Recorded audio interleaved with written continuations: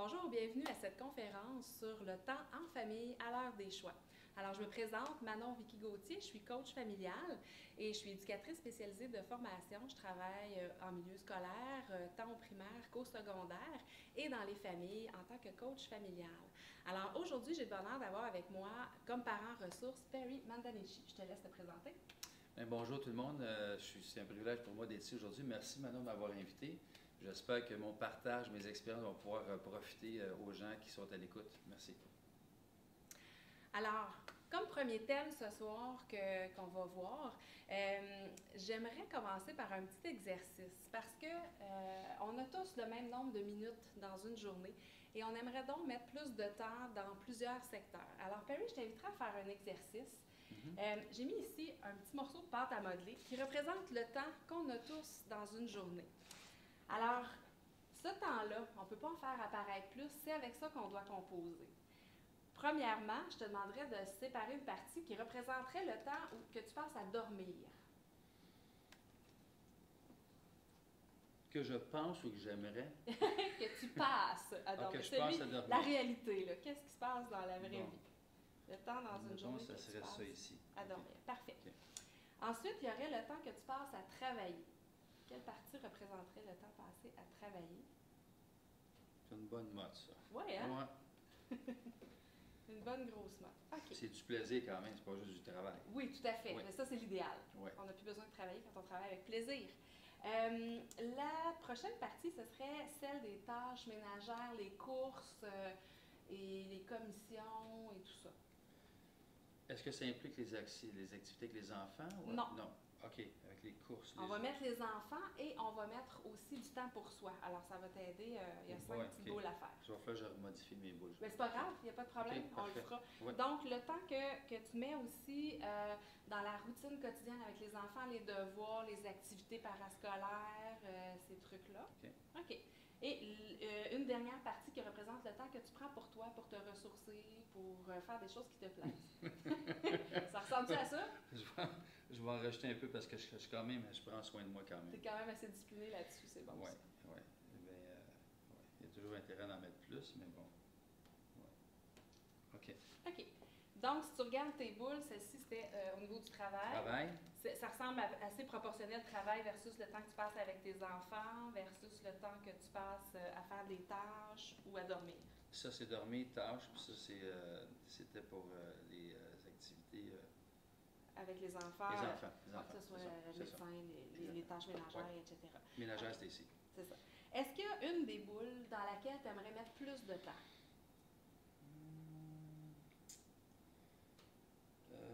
J'aimerais en mettre plus ici à prendre soin de moi. OK. Oui, j'en prendrais plus au niveau du travail.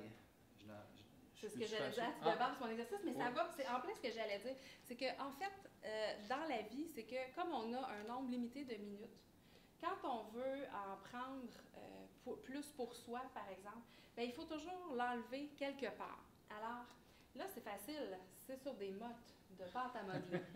Mais dans le concret, si on veut s'engager à faire réellement ce changement-là, il faut dire, bon, ben OK, j'en enlève sur le travail, mais comment, qu'est-ce que je vais enlever au niveau du travail? Qu'est-ce que je suis prêt à sacrifier pour le mettre dans le temps où je m'occupe de moi? Parce que ça peut toujours être intéressant de dire, ben oui, je veux enlever plus de temps de travail, mais tant qu'on ne décide pas concrètement, quelle action on va déléguer à quelqu'un d'autre, qu'est-ce qu'on va arrêter de faire dans un de ces secteurs-là, bien, ça reste un vœu pieux, quelque chose qu'on ne réalise pas. Donc, si tu en prends de ton travail, quelle tâche tu serais prêt à retirer de ton travail puis que tu vas te sentir bien avec ça? Tu veux que je communique ça, là, la tâche que j'enlèverais? Ouais. Parce que tu en as pris ici, mais ce que tu as pris, ça veut dire qu'il a fallu que tu enlèves quelque chose dans ce que tu fais déjà. Forcément, si tu veux le mettre là, il faut que tu choisisses quelque chose, une tâche. Il faudrait que je délègue encore plus au niveau de mon travail. Qu'est-ce que tu délèguerais encore plus pour que ce soit bien précis, bien clair? Ben, je délègue déjà au niveau de tâches ménagères. Je délègue ma comptabilité. Je délèguerais au niveau de mon travail concrètement, de recrutement auprès des gens, d'amener des ressources concrètes de gens que j'engagerais pour m'aider à décupler au niveau de recrutement de ma clientèle. Ça serait une alternative à considérer vraiment. Ouais. OK. Ouais. Donc, si tu veux vraiment prendre du temps pour toi, il faut que tu prennes un engagement à dire, bon, ben d'ici X temps, parce que quand on se fixe un objectif, évidemment, quand on le spécifie dans le temps, il devient beaucoup plus précis, beaucoup plus puissant. Alors, d'ici X temps, je vais déléguer telle chose et je vais prendre telle et telle action. Bien, le but de l'objectif aujourd'hui, c'est pas nécessairement de se fixer un objectif, c'est juste de se rendre compte à quel point souvent on veut mettre plus de temps dans notre famille. Et ça reste un vœu pieux parce qu'on ne peut pas ou on n'a pas la volonté de sacrifier quelque chose. Et il y a des contextes où c'est pas possible de le faire. Il y a des femmes monoparentales, par exemple, qui doivent travailler le nombre d'heures qu'elles ont, qui ne peuvent pas en enlever à nulle part. Et c'est sûr qu'il y a toujours un cheminement à faire pour se dire, bon, ben si mon objectif, c'est de passer plus de temps en famille, comment je peux y arriver, finalement, au fil du temps et me fixer des objectifs? Par contre, si ce n'est pas possible, c'est mon deuxième thème, c'est la culpabilité. C'est que la culpabilité, en fait, c'est quelque chose qui draine notre énergie, c'est ce qui vibre le plus bas au niveau énergétique. Donc, plus bas même que la colère. Si on regardait les moines, on a fait des observations, tout ça, quand ils méditent, ça élève leur niveau d'énergie. Et ils ont observé aussi chez les gens l'effet de la colère, l'effet de la culpabilité, tout ça. Et la culpabilité prend plus d'énergie que la colère.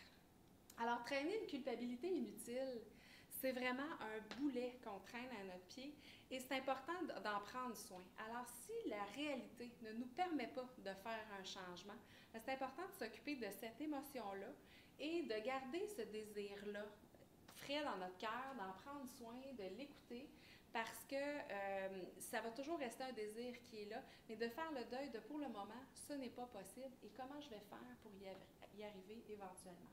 Alors moi, c'est beaucoup le message que j'aimerais transmettre. Je ne sais pas si tu as déjà vécu de la culpabilité à certains moments dans ta relation avec tes enfants. Jamais. Ça.